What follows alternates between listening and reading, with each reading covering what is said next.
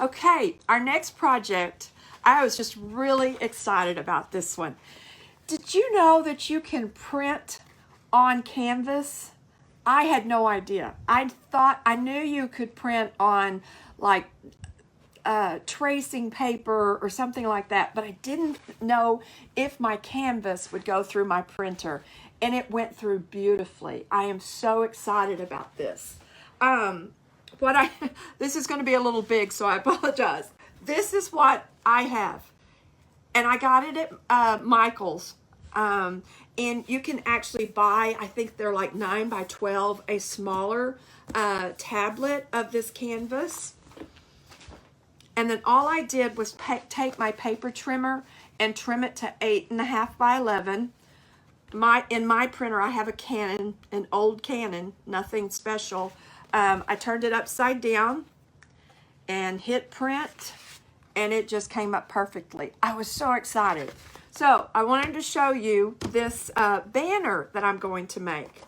So I'm going to take my 4 wood stain pieces that I cut from some wood paint sticks that I got from Amazon. And what I'm going to do is I'm going to glue, this is going to be upside down, I'm going to glue one at the bottom and then one at the top. And you can just do it and keep it just like that, but I have seen some where they also have them on the other side, so it looks like this is kind of pressed into these pieces. So this is what I'm going to do, and all I'm going to be using is just this quick tacky glue, because I was afraid that if I used hot glue, it would stick up, make the bead of the hot glue would make it stick up too much. So I'm going to glue this, and then I'm going to show you how I'm going to finish this one off.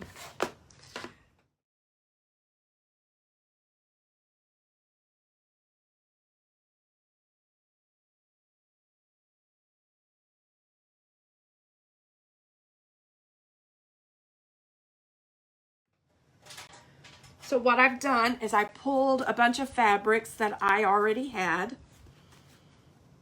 so that I can add this to the bottom of my little banner. Let me put this over here so it can be drying. So the easiest way to do this is scissors. I always lose my scissors. Is to make a little slit in your fabric and then tear. Okay? So I think what I'll do is, because I want the tear on both edges, I'm going to tear on this side also. This is the best way if you're really wanting to get a straight line in fabric. This is the best way to do it, is to tear it just like that. So I'm just going to tear off, and I'm not measuring, making sure that everyone's exact. I'm just going to get me several pieces of fabric here. Now, this is fabric that I actually painted. It was for an Easter carrot that I wanted to make for my tier tray. And what I did is I took washi tape, a piece of muslin, and orange paint. I just put washi tape and started painting my stripes, took that off and put the tape the other way. I'll have to show you, I'll have to do a live how to do it. The first time I did it, I did it completely wrong. And it did not work.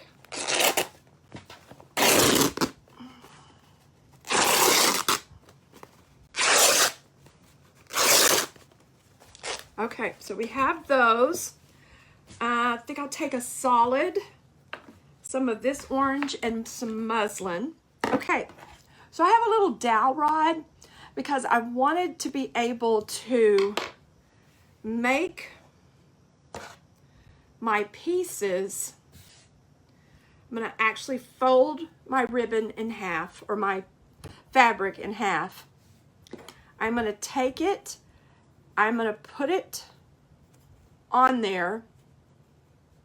I have a loop at the top, and I'm going to grab the tails of the ribbon, loop it on, and then pull. And it makes this little knot looking, which makes it look better than just maybe tying it in a knot. It looks a little bit neater that way. So what I'm going to do is I'm just going to, and I'm not worrying about the length of these right now. I'll just cut them all. Now the problem is I want them all going the same way. Let's see if this is the right way. Is that the right way? Yes.